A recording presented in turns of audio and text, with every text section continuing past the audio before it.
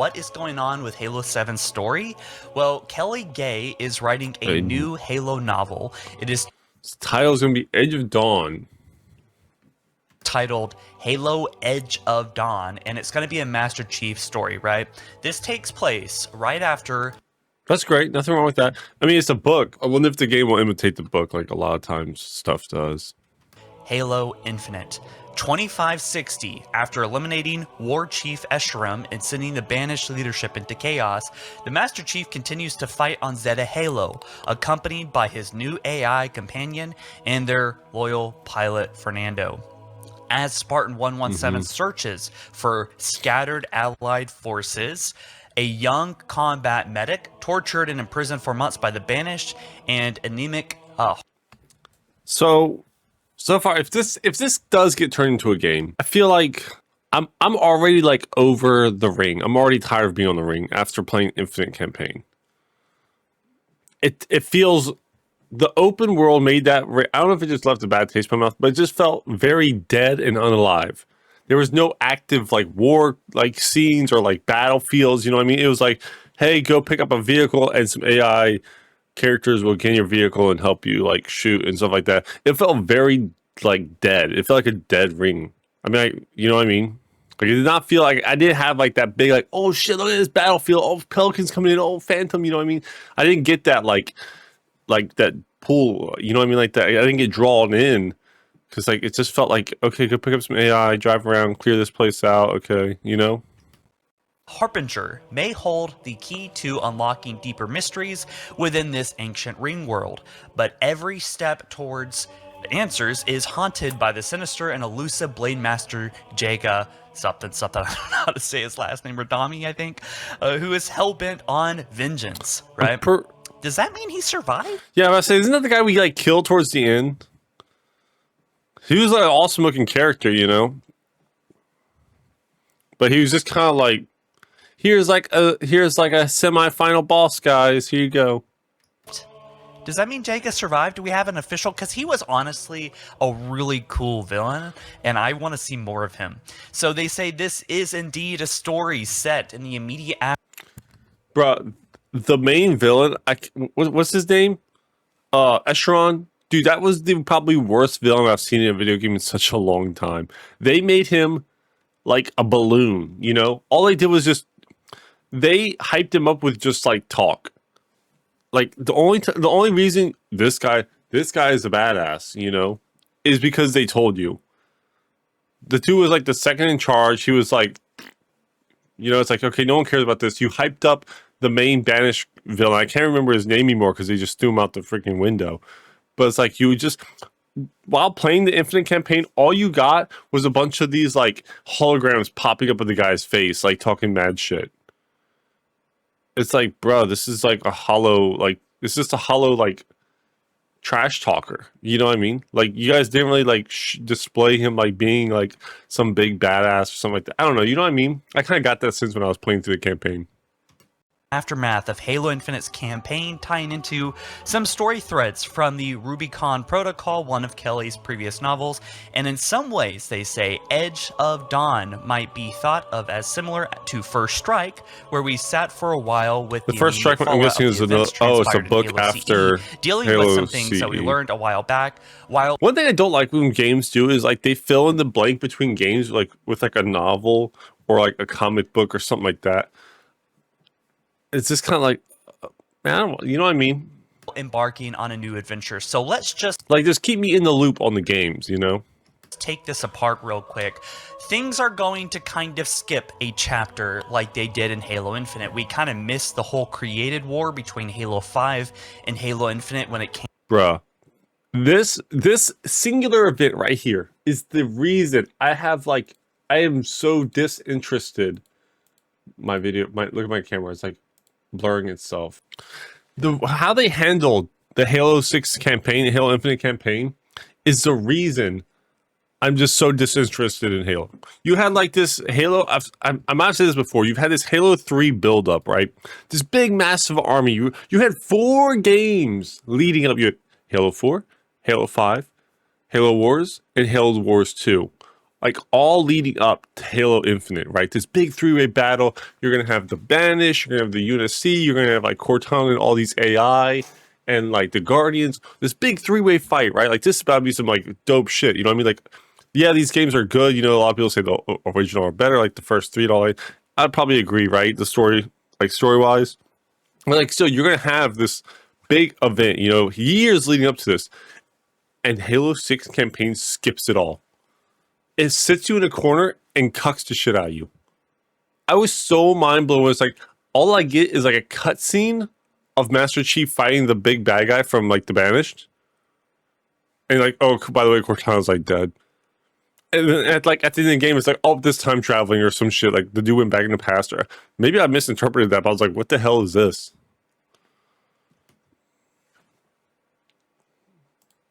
Came to the video games themselves, Halo 7 is going to pick up after some events have happened, and this book is going to be kind of a middle ground. Now, why that can be annoying, That works because hopefully it'll take us off the ring. I'm just done with the ring. it can be a very effective storytelling. Unless they bring some like serious battles to the ring. Like the ring is fine. Like where you're fighting, it's fine. There's different atmosphere, like different environments and stuff like that. But bring some fucking people onto the ring. Why am I running around the ring like basically by myself? Like you know what I mean? Tactic, as long as they don't cut too much juicy stuff and set us up with something really exciting and fun. Now, I kind of have mixed opinions about how Halo Infinite did all this, and also mixed opinions about Fernando. Was he annoying? I don't know, but you know, Spartan 117, right? Master Chief searching for scattered allied forces. We can see a lot of that kind of stuff in the concept art for Halo Infinite. We can see obviously Locke, Agent Locke has possibly been killed off. There's no real answers about that, as well as the Infinity. I think would be I mean, bringing back Locke wouldn't be too bad. I'd be fine with that. Bringing back Locke. really kind of almost iconic to walk through. Maybe then we can get some more on his character, you know? Like, and kind of build his character out a little bit more, because he's a cool character and everything. The Infinity, seeing it overgrown and kind of destroyed after the Banished, you know, in their fight. There's actually concept art of the Infinity flying down and crashing onto the ring and being overtaken, the nature itself on the ring. So think Pillar of Autumn, right? Like Halo 1, it's all looping back, right? So this is, they're talking about how No, we are most definitely not looping back to shit just because we got a crashed ship with Overgrown. And Overgrown Infinite is like one mission. Playing through, like, you know what I mean? they found a young combat medic, right? This is someone that's been tortured and imprisoned for months by the Banished. So this new character, is it a woman? I'm not sure, but is this person Guarantees about to be a female, right? The medic's gonna be a female. It's gonna be a love triangle between Cortana, the new Cortana Master Chief, and the medic. going to tie into the bigger part of the story, and she's going to be another, you know, human companion that Master Chief has on that Pelican that will be kind of, I guess, the base of operations for Chief as we continue this kind of like Halo Infinite Plus segment of the story, which probably this should have been the campaign DLC, mind you. But with that being said, it makes you think with this last part here, but every step towards answers is haunted by the sinister and elusive Blade Master Jaga, who is hell-bent on vengeance. So that makes me think again, is he alive? It certainly sounds He's like it. definitely alive. Based off what They literally, this is how bad they screwed themselves. They screwed themselves so bad that they have to bring people back to life for Master Chief to kill again. they said. And again, they said this is set right after Halo Infinite story. So there's a little breakdown there. Now, we do have some exciting news, and this is coming from Rebs Gaming. Rebs Gaming basically was told by a source, and keep in mind, this is someone that I do trust. I'm not saying that all their information is correct, but this is a legitimate journalist that covers Halo quite deeply. And they said that they had talked to someone that went to Dallas, Texas DreamHack recently, and this person was talking to someone at Halo Studios, and they were told that a big announcement at Halo World Championship later this year will When be is that? happening, which is pretty exciting because I do intend to go to that. All right. So do look out for information on that. I am very excited to meet up with you guys again. But now, if you don't know, the Halo World Championship is kind of a platform for Halo Studios 343 to announce. Oh yeah, it is. I show say 343. It's Halo off Studios things. now. We've seen things like the AI and Forge announcements and tons of other trailers and huge things that happen with Halo. This is kind of like Halo's personal E3, so that is going to happen probably, I believe, sometime in October usually. Oh, that's a little bit far out. That sounds pretty cool though, like a full Halo event. But it happens at the end of October, and if that is true, if this leak is real, then we're going to be getting a big announcement for what looks like just the entire franchise. Maybe it could be one new Halo game, maybe it could be 2 new Halo games, dare I say 3 new Halo games will be announced, but I'm just going to assume that it's the Halo Combat Evolved remake, and there are rumors right now. oh, I forgot about that. We're getting the Halo Combat Evolved remake, not a remaster, not another remaster, a remake. Damn, they fumbled Infinite so bad they're just starting all over again, remaking Bungie's games. No, that sounds fun. That sounds pretty interesting. Maybe they won't give me the same room. I won't have to travel through this. I won't have to travel through the same room like multiple times a mission. That it is going to change things in the established lore and try to reboot Halo. Oh, never mind. Oh no. Will be multi-platform like on PS5, change the lore, possibly, I don't know, but possibly kind of match and line up more with the Halo TV show, which is extremely concerning. Maybe those plans have been scrapped, but I think they should just stop fucking with. As much as I love Master Chief's character and everything like that, and like following his story, they just seem like after this they literally put him at a dead end. They put Master Chief at a dead end. I feel like yes, there's stuff they can do. I just don't trust him doing it correctly.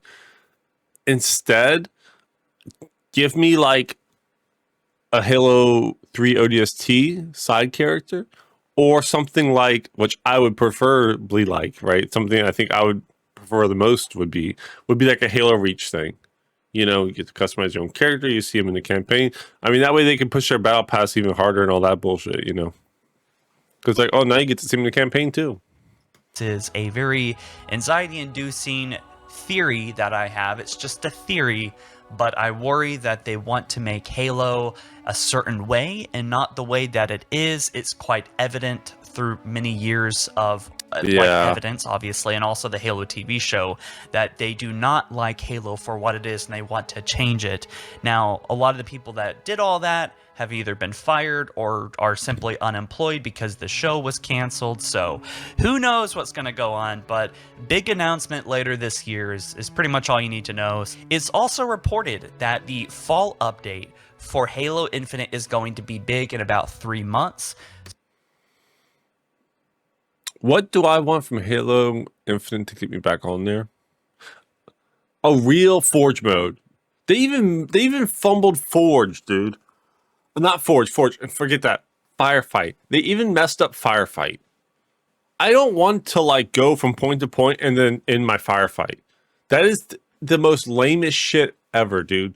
That is like a little like side mission. That's like a little side mission you play through one time or twice. Oh, go hold these 3 points and then you exfil. This is lame as hell, dude. I want a real firefight where I'm there until I'm dead. Right? Like, and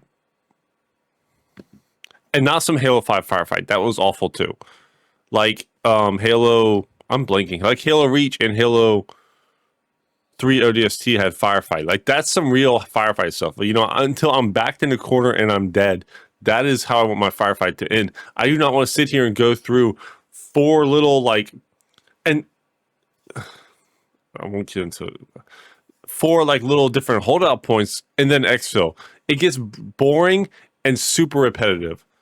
It's like, oh, I'm back on this like planet. I'm back on this, and you know what I mean? Because there's different like firefight places you go and like hold out and you move around. It's just doesn't provide much replayability when you're putting me in the same spot each time. Whereas in a different firefight, oh, let's try holding out here, let's try holding out there, you know, oh, let's go run around, you know what I mean? It's like it really limits the map usage, you know? I can't go over to this corner of the map and hold out or something, you know, or run over here because it's like I have to stay on this capture point. So once summer's over, something big is happening to Halo Infinite. You know, I'm not holding my breath. I'm not like saying, oh my god, guys, Halo Infinite's I hope if they remake Halo CE, give me a real firefight like we used to have. finally getting rebooted for the 40th time. No, like let's just like hold our expectations. They have some modes in the works. It's weird and bizarre and nice that they're not giving up on Halo Infinite. And quite frankly, at some point the game's got to like be impressive, right? I think they just need to add weapons and vehicles. So maybe it'll be the Falcon or something. Weapons and vehicles are only going to get people there temporarily. It might bring players back temporarily. The game modes is really what makes people stay to play the game, you know? You can add all the weapons you want in there. God, we finally got back to suppressed SMG. Oh, let me go back and play it for a day. Oh, okay, I'm bored. Like, we need like a game mode like the original Firefight, you know? That's what I feel like, because Halo Infinite body, like movement, like the actual like mechanics and movement are really good. I'm not big on like the zip line or the grapple hook and stuff like that. I like the more, you know, I don't like that movement, like enhancing shit. But whatever I was saying. I don't know. Wouldn't be the first time that we were guessing that. But another thing that they're adding is Halo Waypoint Chronicles. This is a bunch of stories regarding Halo, and we're going to look at these pictures and kind of guess what this might be about. But, you know, they say Volume 1 collects over 30 short stories from all the corners of the Halo universe. I'm guessing this is going to be like comics. Like literally a short like comic style, maybe not like an actual comic book, but like the length of like a comic book, you know, like short story.